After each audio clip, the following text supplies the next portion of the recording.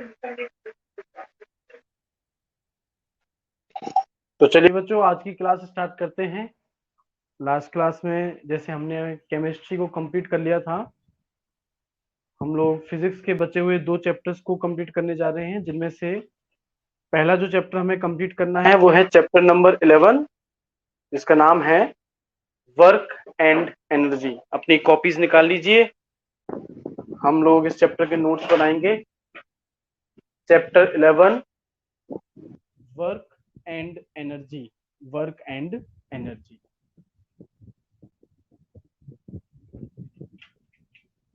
सबसे पहले चैप्टर में हम लोग डिस्कस करेंगे बच्चों वर्क, काम। हम लोगों के अकॉर्डिंग काम क्या है? जैसे बैठे बैठे तुम लोग पूरी रात पूरा दिन पढ़ाई करते हो, थक जाते हो, फिर कहते हो कि अरे भाई हमने तो बहुत ज्यादा काम किया। या फिर पढ़ाई नहीं करते हो तो बैठे बैठे सोचते रहते हो कुछ ना कुछ, थक जाते हो, सोचते हो कि आज तो बहुत काम हो गया, मैं थक गया, चलो सो लेता हूँ, है ना। लॉकडाउन में ये चल रहा है। पर साइंस की भाषा में इसे हम लोग काम नहीं कहते, इसे हम लोग वर्क नहीं कहते। वर्क एक्चुअल में साइंस के अकॉर्डिंग क्या है? फोर्स और डिस्प्लेसमेंट का प्रोडक्ट है। मतलब अगर आप किसी चीज पर फोर्स लगाएं और वो चीज, वो ऑब्जेक्ट अपनी पोजीशन को चेंज करके डिस्प्लेस हो जाए, तो यहां जितना उसमें डिस्प्लेसमेंट हुआ है और जितना उस पर फोर्स लगाया गया था, दोनों को अगर मल्टीप्लाई कर दिया जाए तो जो आंसर आपके पास में आएगा उसी को हम लोग क्या बोलते हैं? वर्क कहते हैं। अब तुम लोग बैठे बैठे अपनी जगह पर दिन रात पढ़ाई कर रहे हो, पर तुम्हारा डिस्प्लेसमेंट तो जीरो है ना, क्योंकि तुम वहीं पे बैठे हो। अब जीरो को किसी से भी मल्टीप्लाई करो, आंसर क्या हो जाएगा? जीरो हो जाएगा। या फिर तुम क्या करो, तुम्हारे घर की दीवार को खिसकाने की कोशिश करो फोर्स लगा करके। तुम बहुत ज्यादा ताकत लगाओगे पर दीवार खिसकेगी नहीं, तुम थक जाओगे, कहोगे यार बहुत काम हुआ। पर एक्चुअल में तुमने फोर्स तो लगाया पर डिस्प्लेसमेंट कितना है? जीरो। तो इसका मतलब साइंस की भाषा में तुमने कोई काम नहीं किया, वर्क डन हो गया जीरो। ठीक है बच्चों। इसके अलावा जो वर्क है उसमें बच्चों कभी कभी एंगल, एंगल किसके बीच में? फोर्स और डिस्प्लेसमेंट के जो बीच का एंगल है वो भी एक इंपॉर्टेंट रोल प्ले करता है। इस वजह से एक एंगल से जुड़ी हुई टर्म आपको फॉर्मूला में दिखाई दे रही होगी, W इक्वल टू एफ जो फोर्स है इंटू एस जो डिस्प्लेसमेंट है, और आगे लिखा है कॉस थीटा। ये जो थीटा है बच्चों, क्यू जैसा जो दिख रहा है, ये एक्चुअल में एंगल है। जैसे 30 डिग्री का, 25 डिग्री का, 100 डिग्री का, एटसेट्रा एटसेट्रा। तो इस कॉस थीटा को भी हमें इंप्लीमेंट करना पड़ जाता है। ये मैथमेटिक्स में ट्रिग्नोमेट्री के अंदर आप लोग बच्चे पढ़ेंगे डिटेल में आपकी प्यारी सिमी मैम से। तो वहां वो आपको बहुत अच्छे से एक्सप्लेन इसको कर पाएंगी, मैं इसे एक्सप्लेन नहीं कर सकता कॉस थीटा वगैरह। बस इतना है आपके लिए, जान लीजिए कि ये वो एंगल है जो कि फोर्स और डिस्प्लेसमेंट के बीच में बन रहा है। ये मैंने क्यों यहाँ पर बात की इसकी, उसका रीजन समझिए। एक कुली जो है या पोर्टर जिसको हम लोग बोलते हैं, वो कुली क्या करता है? लगेज उठाता है, अपने सर पे रख लेता है और फिर एक स्ट्रेट सीधी डायरेक्शन में वो चलना शुरू करता है। मान लो अंदर से, रेलवे स्टेशन के अंदर से बाहर मेन रोड तक कुल्ली आपके सामान को लेकर के आया और बाहर आपका व्हीकल पार्क था, उसमें ला करके उसने वो सामान रख दिया और वो कहता है कि भाई लाइए 50 रुपए। तो तुम अगर साइंस के स्टूडेंट हो तो तुम उससे क्वेश्चन करोगे भाई 50 रुपए किस बात के? वो कहेगा कि अरे मैंने तुम्हारा काम किया ना, तुम्हारा लगेज उठा करके लेकर के आया। फिर तुम चाहो तो उसे समझा सकते हो कि भाई तुमने कोई काम नहीं किया, ध्यान से सुनना क्यों। क्योंकि जो लगेज है उसका फोर्स, फोर्स का मतलब क्या है? उसका वेट किस डायरेक्शन में होगा भाई? वेट, वेट जो फोर्स है किस डायरेक्शन में होगा? ऊपर नीचे आगे पीछे, किस डायरेक्शन में लगेगा फोर्स लगेज पर? वेट का मतलब क्या होता है? फोर्स, वो फोर्स जिससे ग्रेविटी किसी ऑब्जेक्ट को खींचती है। तो वेट मतलब लगेज पर फोर्स किस डायरेक्शन लग रहा है? डाउनवर्ड, एकदम नीचे। और कुली जो है वो एकदम स्ट्रेट लाइन में मूव कर रहा है, डिस्प्लेसमेंट सीधा हो रहा है। तो जरा बताओ यहां फोर्स और डिस्प्लेसमेंट के बीच में एंगल कितने डिग्री का बनेगा?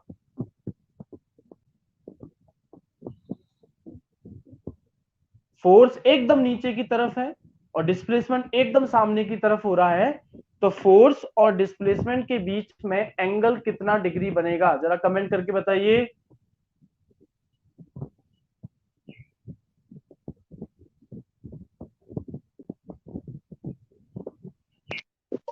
हाँ जी, 90 डिग्री का एंगल बनेगा। और बच्चों cos 90 की वैल्यू होती है 0। cos 90 की वैल्यू क्या है? 0। तो तुम 0 को किसी से भी मल्टीप्लाई कर दो, आंसर क्या आएगा? 0। तो तुम कुली को पैसे नहीं दोगे, बोलोगे कि अरे भाई वर्क डन तो तुम्हारा 0 है, क्योंकि एंगल जो बना फोर्स और डिस्प्लेसमेंट के बीच में वो 90 डिग्री है, और cos 90 डिग्री जो है उसकी वैल्यू क्या होती है? 0। ठीक है, ऐसा मत करना। फिर बच्चों कभी कभी ऐसा होता है कि, वैसे तो ज्यादातर तौर पे देखा जाता है कि आप जिस डायरेक्शन में फोर्स लगाते हैं डिस्प्लेसमेंट भी उसी डायरेक्शन में होता है। इस कंडीशन में वर्क डन पॉजिटिव आएगा, वर्क डन जो है वो पॉजिटिव आएगा। एंगल अगर 90 डिग्री का हुआ या डिस्प्लेसमेंट 0 हो गया तो वर्क डन 0 आएगा। वर्क डन नेगेटिव में भी आ सकता है। कैसे? अगर डिस्प्लेसमेंट और फोर्स दोनों अपोजिट डायरेक्शन में हो रहे हो। सोच के एग्जांपल दे सकते हो क्या? ऐसा क्या एग्जांपल है जिसमें डिस्प्लेसमेंट फोर्स के अपोजिट डायरेक्शन में हो रहा हो?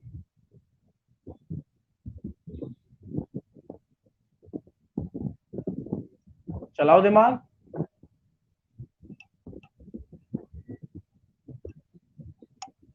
एक बात बताओ, जब एक बहुत ज्यादा वेलोसिटी से कार मूव कर रही है और अचानक से ब्रेक लगा दी जाए, तो ब्रेक्स कार पर फोर्स फॉरवर्ड डायरेक्शन में लगाएंगी कि बैकवर्ड डायरेक्शन में?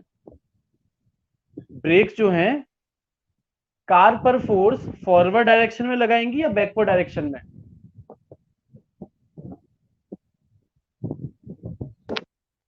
हाँ जी, बैकवर्ड डायरेक्शन में लगाएंगी। पर फिर भी तुम देखोगे कि ब्रेक लगाने के बावजूद कार कुछ दूरी तक ट्रेवल करती है। तो यहां डिस्प्लेसमेंट आगे की तरफ हो रहा है और फोर्स लग रहा है पीछे की तरफ। कोई बताएगा इस कंडीशन में फोर्स और डिस्प्लेसमेंट की डायरेक्शन के बीच में कितना डिग्री का एंगल है?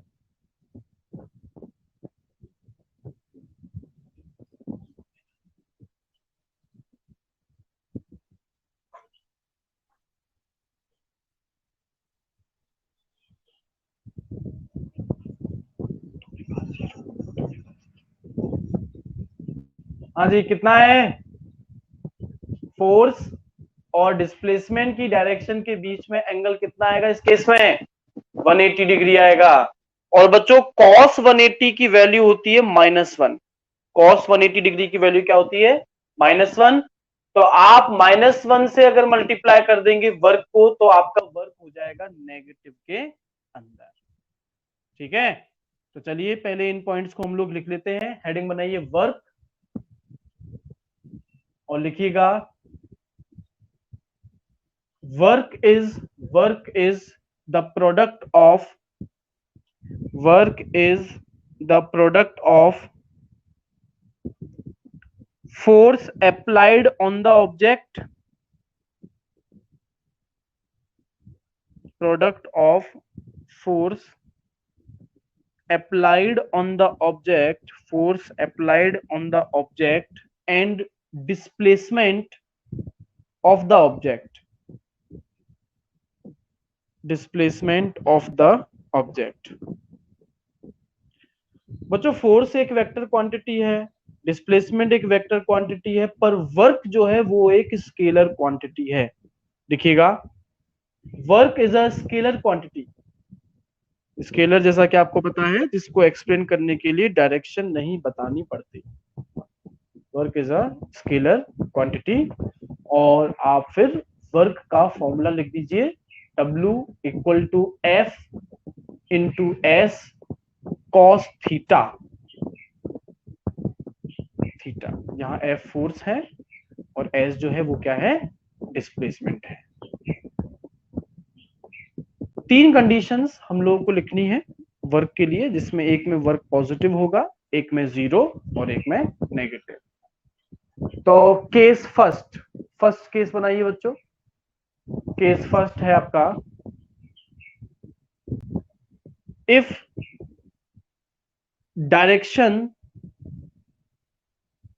Direction of force and displacement is same then work done is positive.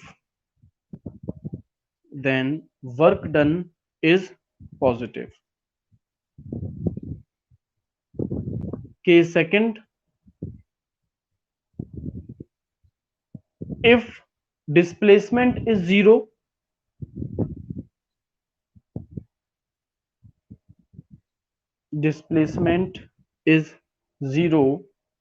or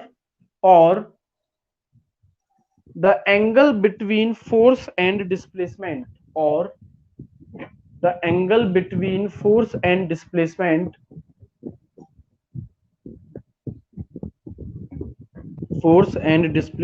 is 90 degree, then work done is 0. Because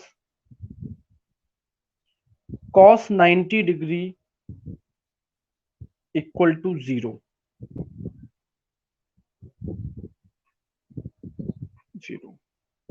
Case third,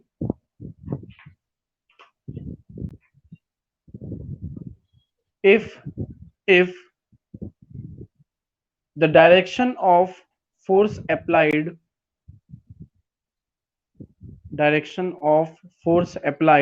is just opposite, if direction of force applied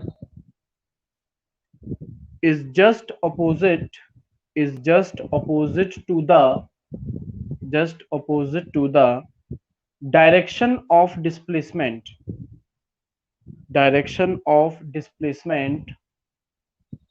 then work done is in negative.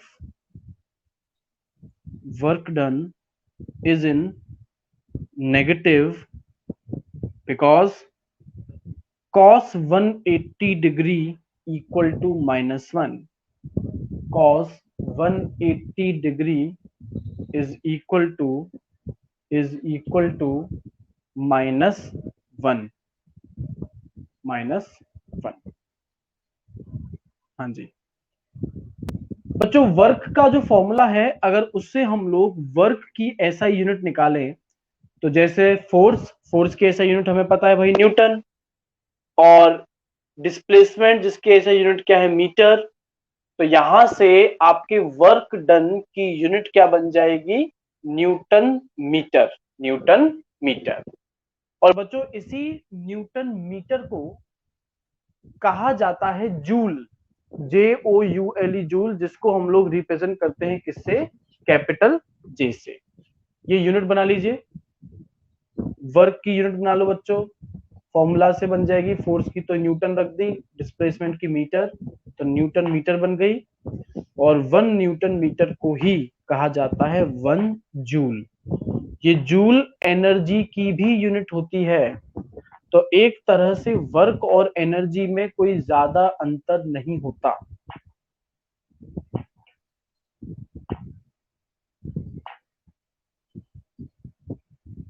ठीक है बच्चों, तो एक question है, जरा वो question कीजिए, लिखिएगा, अ पोर्टर, PORTER, पोर्टर कुली को ही कहते हैं, a porter lifts a luggage,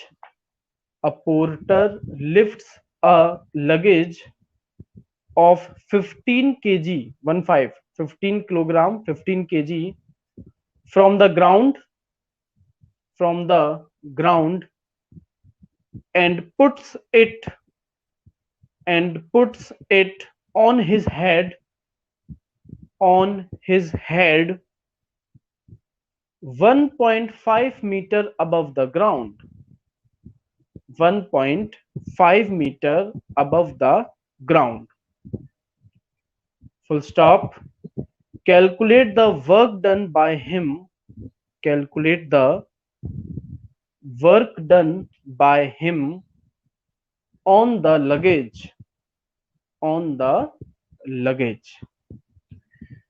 तो बच्चों यहां सिर्फ काम पूछा गया है नीचे से ऊपर सर तक उठाने में उसे कितना काम करना पड़ा। इस केस में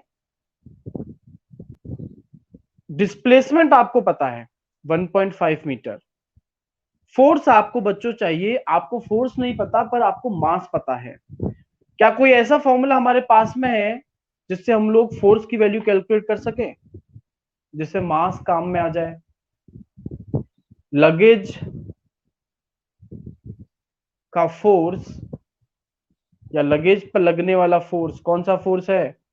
ग्रेविटेशनल फोर्स है, जो कि वेट भी कहलाता है। और ग्रेविटेशन चैप्टर में आपने पढ़ा था कि फोर्स इक्वल टू, वैसे तो एम ए होता है, पर अगर एक्सेलरेशन ड्यू टू ग्रेविटी से उसे रिप्लेस कर दें तो ये फॉर्मूला बन जाता है F equal to m g. तो बच्चों F equal to m g के अकॉर्डिंग एम आपको पता है, जी की वैल्यू यहां इस क्वेश्चन में आप 10 मीटर पर सेकेंड स्क्वायर ले लीजिए, और F equal to m g से तो फोर्स आ जाएगा और मल्टीप्लाई बाय डिस्प्लेसमेंट आंसर आ जाएगा। जल्दी से निकालो और बताओ क्या आंसर आ रहा है। जी की वैल्यू 10 मीटर पर सेकेंड स्क्वायर ले लो।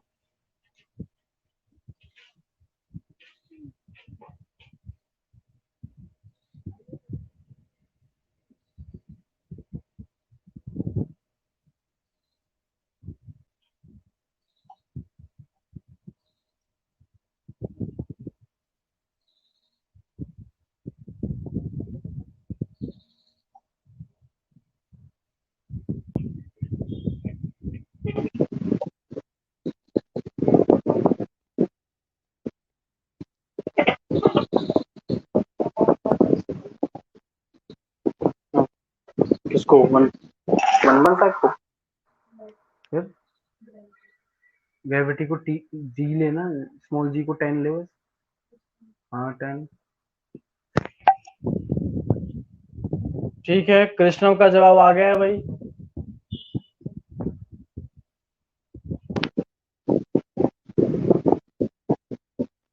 तो ये आपका 15 इंटू 1.5 इंटू 10, 1.5 इंटू 10 15 ही बन जाएगा। तो 15 इंटू 15 225, और क्योंकि आप वर्क निकाल रहे हैं तो joule 225 joule.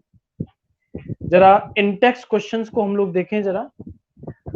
When do we say that work is done? हम लोग कब कहते हैं कि काम किया गया है? ऑब्वियसली जब हमारे फोर्स लगाने पर कोई ऑब्जेक्ट क्या हो जाए, डिस्प्लेस हो जाए, तब हम लोग कह सकते हैं कि कोई काम किया गया है। इसके अलावा आपको मैथमेटिकल एक्सप्रेशन लिखना है वर्क का, W equal to F S cos theta. Define 1 joule of work. हाँ जी, देखो बच्चों 1 joule of work, work 1 joule कब होगा? जब फोर्स अप्लाइड कितना हो 1 न्यूटन और डिस्प्लेसमेंट कितना हो जाए 1 न्यूटन। इसका सॉल्यूशन लिख लो या अलग से लिख लो। 1 joule, 1 joule of work equal to 1 joule of work equal to the work done on a body, the work done on a body by applying a force of 1 newton, by applying a force of 1 newton, so that body displaced by 1 meter, body displaced by 1 meter। हाँ जी, फटाफट से अगला question जो है Intex का एक numerical है, जल्दी से सॉल्व करके बताओ आंसर क्या आ रहा है।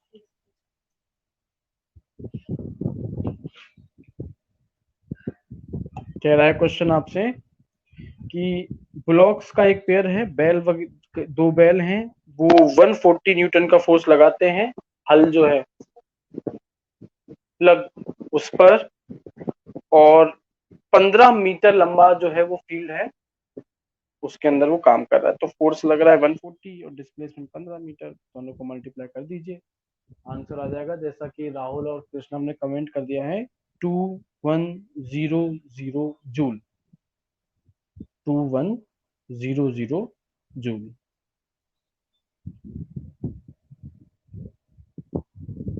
हाँ जी, तो ये तो था बच्चों वर्क। अब बात करते हैं एनर्जी की। एनर्जी क्या है? एनर्जी होता है एबिलिटी या कैपेसिटी ऑफ डूइंग वर्क। कोई कितना काम कर सकता है, ये इस चीज पे डिपेंड करता है कि उसमें कितनी ज्यादा एनर्जी है। जैसा कि आपके साथ ही ले लो, आप में जितनी ज्यादा एनर्जी होगी आप उतना ही ज्यादा काम करेंगे। तो हेडिंग बनाइए एनर्जी, और एनर्जी की डेफिनेशन लिख दो, the ability of doing work, the ability of doing work is called energy, is called energy. Energy की अलग अलग फॉर्म्स हैं, अलग अलग टाइप की बच्चों एनर्जीज डेली लाइफ में आपको देखने को मिलती होंगी। जैसे कि आपकी अगर मैं बात करूं, तो किसी ऑब्जेक्ट को आप उठाते हो, कौन सी एनर्जी खर्च करते हो? उस समय कौन सी एनर्जी लगाते हो? किसी ऑब्जेक्ट को उठाने में कौन सी एनर्जी लगती है? आप जो एनर्जी लगा रहे हैं वो किस फॉर्म में लगाते हैं?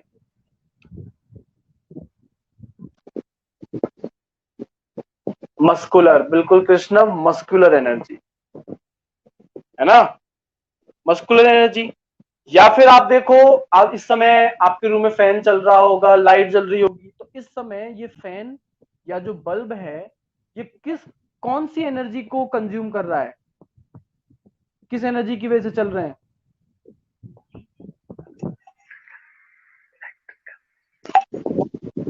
इलेक्ट्रिक, बिल्कुल इलेक्ट्रिकल एनर्जी की वजह से चल रहे हैं। या फिर जो बल्ब है वो आपको कौन सी एनर्जी दे रहा है? लाइट एनर्जी दे रहा है। म्यूजिक सिस्टम ऑन करते हो, टेलीविजन ऑन करते हो, साउंड एनर्जी आपको मिलती है। या पंखा घूम रहा है तो इस समय रोटेशनल एनर्जी वो आपको दे रहा है। या फिर बच्चों आप दौड़ते हैं, भागते हैं, यहां एनर्जी जो बात की जाती है वो होती है mechanical energy.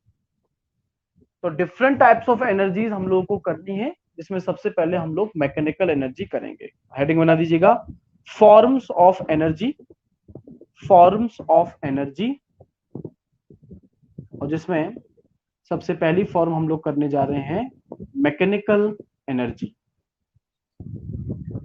Mechanical energy. Mechanical energy क्या है? Sum of kinetic energy and potential energy. लिख दीजिए, mechanical energy is the sum of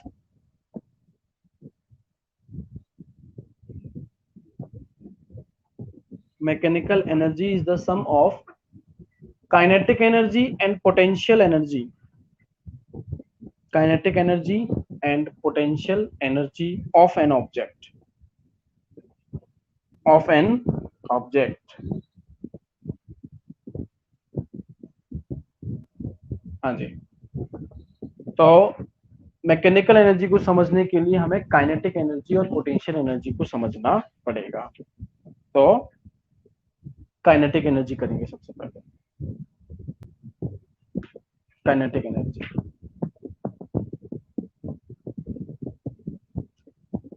बच्चों काइनेटिक एनर्जी वो एनर्जी है जो किसी भी बॉडी के अंदर उसके मोशन, उसके मूवमेंट की वजह से होती है। जैसे आप भाग रहे हैं, तेज साइकिल चला रहे हैं, तो इस समय आपके अंदर जो एनर्जी होगी या साइकिल में जो एनर्जी होगी वो कहलाएगी उसकी काइनेटिक एनर्जी। डेफिनेशन लिखिएगा, the energy possessed, POSSED, the energy possessed by a body, the energy possessed by a body due to its motion, due to its motion is called kinetic energy, is called kinetic energy. Kinetic energy का mathematical formula क्या होगा, इसका derivation मैंने आपके सामने board पर किया है। देखिए, अगर हमें थर्ड इक्वेशन ऑफ मोशन याद हो तो वो आया था v square minus u square equal to 2as। यहाँ v फाइनल वेलोसिटी है, u इनिशियल वेलोसिटी है, a एक्सेलरेशन है और s जो है वो डिस्टेंस या डिस्प्लेसमेंट है। तो बच्चों इसी फॉर्मूला को मैं तोड़ मरोड़ के अगर s को एक तरफ रखूं तो फॉर्मूला s का आएगा s equal to v square minus u square upon 2a। ठीक है, फोर्स का हमें फॉर्मूला जैसा पता है F equal to m a, force equal to मा हमने ही पढ़ा है एम ए। अब वर्क का फॉर्मूला है F इंटू एस। आपके सामने F की वैल्यू भी है, आपके सामने S की भी वैल्यू है। अगर दोनों को आप मल्टीप्लाई कर दो तो देखो एक्सेलरेशन से एक्सेलरेशन कैंसिल आउट हो गया और W इक्वल टू बन गया। मैंने M तो चलो अलग से था ही बच्चों, M के नीचे 2 को भी अलग से रख दिया, तो M by 2 multiply by v square minus u square. फिर इसी को मैं लिख सकता हूं W equal to half M bracket के अंदर v square minus u square. अगर वर्क और एनर्जी की यूनिट सेम है तो मैं यहां वर्क को रिप्लेस कर सकता हूं एनर्जी से। और जैसा कि मैंने बताया कि भाई वो एनर्जी जो कि ऑब्जेक्ट में मोशन की वजह से, मोशन की वजह से मतलब पहले किसी वेलोसिटी से मूव कर रहा था और फोर्स लगने के बाद में किसी और वेलोसिटी से मूव करने लगा। तो मतलब यहां मैं जिस एनर्जी से वर्क को रिप्लेस कर सकता हूं वो कौन सी एनर्जी होगी, काइनेटिक एनर्जी। तो काइनेटिक एनर्जी का ही फॉर्मूला हो जाएगा हाफ एम ब्रैकेट में v square minus u square. अगर बच्चों ऑब्जेक्ट पहले रेस्ट में था, मूव नहीं कर रहा था, तो उसका u जो है इनिशियल वेलोसिटी वो क्या लिया जाएगा, 0। और इस केस में काइनेटिक एनर्जी का फॉर्मूला क्या रह जाएगा, हाफ एम वी स्क्वायर, क्योंकि u तो हट जाएगा। ठीक है, तो ये डेरिवेशन आपको बनाना है। पहले लिखो from the third equation of motion we have, from the third equation of motion we have, पूरा का पूरा डेरिवेशन उतार दो।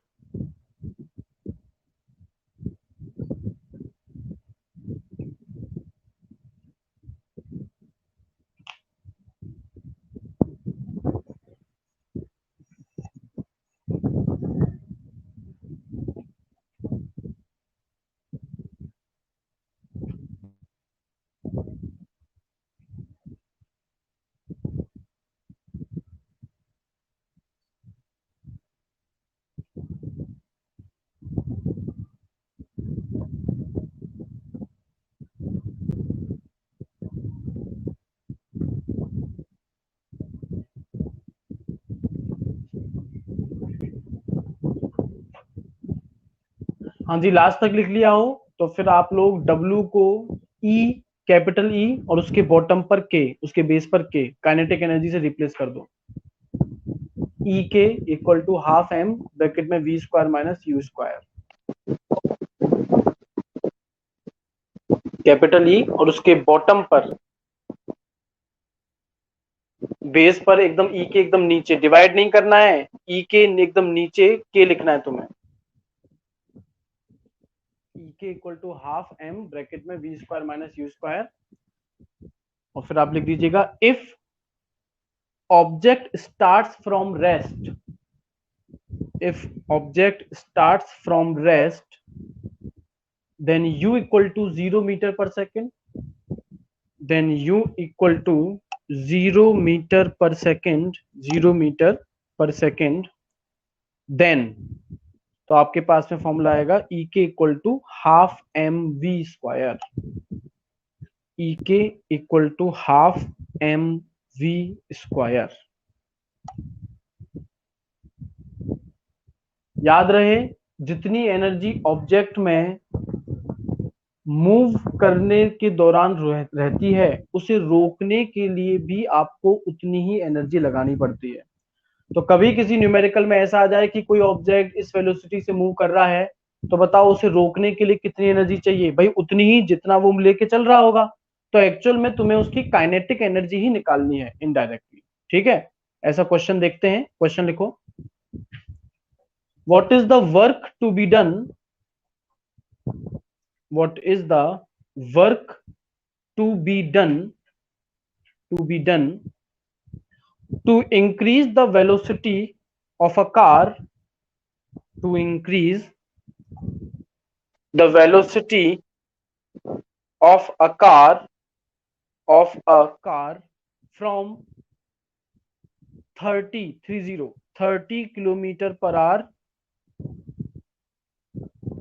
to 60 kilometer 60 kilometer per hour, full stop. If the mass of the car along the passenger, if the mass of the car along the passenger is 1500 kilogram. तो बच्चों work पूछा है, work का मतलब भाई उतना ही तो काम करना पड़ेगा जितने काइनेटिक एनर्जी उसकी होगी। तो आपको कुछ नहीं करना, सबसे पहला काम बस इसमें जो है वो ये है कि वेलोसिटीज किलोमीटर पर आवर में दे रखी हैं, उन्हें आपको मीटर पर सेकंड में कन्वर्ट करना पड़ेगा। फिर उसके बाद में जो फॉर्मूला है half m v square minus u square, इसमें वैल्यूज पुट हो जाएंगे। जल्दी से करो।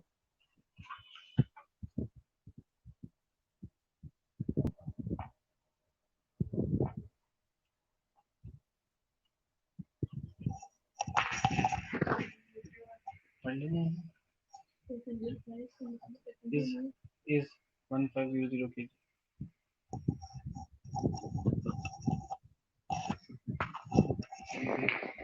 दो चार कमेंट करिए फटाफट बुक लिस्ट पे।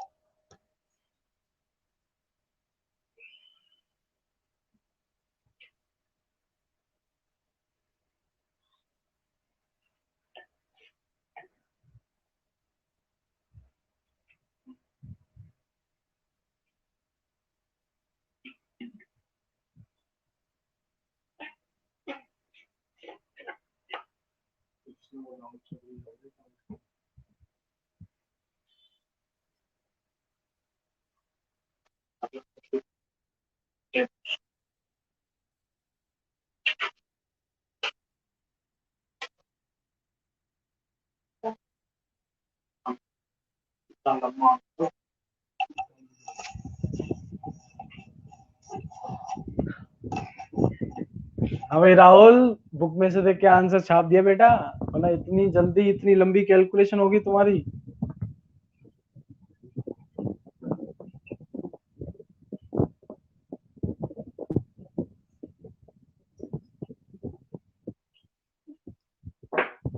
तो जो क्वेश्चन आपको दिया वो बुक का सॉल्व एग्जांपल है, आपको पता ही चल गया होगा। राहुल को सबसे जल्दी पता चला।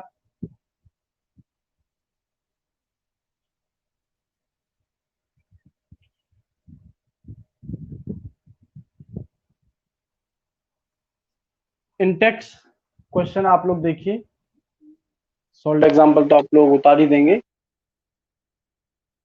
पहला तो डेफिनेशन पूछिए काइनेटिक एनर्जी की, वो मैंने आपको लिखवा दी। फिर दूसरे में मैथमेटिकल एक्सप्रेशन पूछा है, वो भी आपसे डिराइव कर दिया है।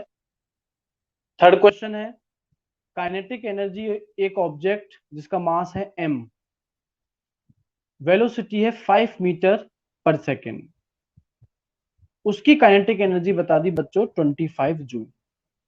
ठीक है, फॉर्मूला नॉर्मल सा हाफ एम वी स्क्वायर है, जिसमें आपको काइनेटिक एनर्जी पता है, आपको v पता है, उसकी वेलोसिटी पता है, आपको m नहीं पता, जिसको m ही रखना है।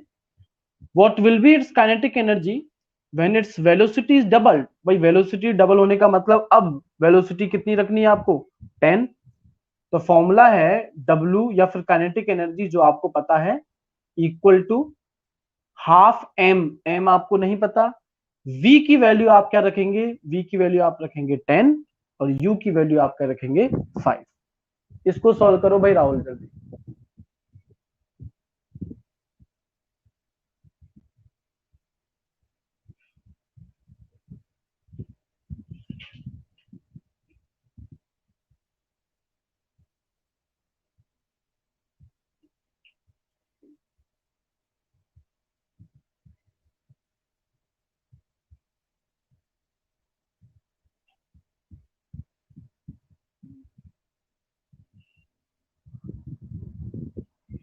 फिर इसके आगे भी और क्वेश्चन और भी है कि कहता है कि what will be it's kinetic energy when its velocity is increase 3 times. तो फिर आपको बस 3 गुना कर देनी है, मतलब कि फिर आपको नेक्स्ट टाइम में क्या लेना है, u तो आपको सेम 5 ही लेना है और v आपको 15 लेना पड़ेगा।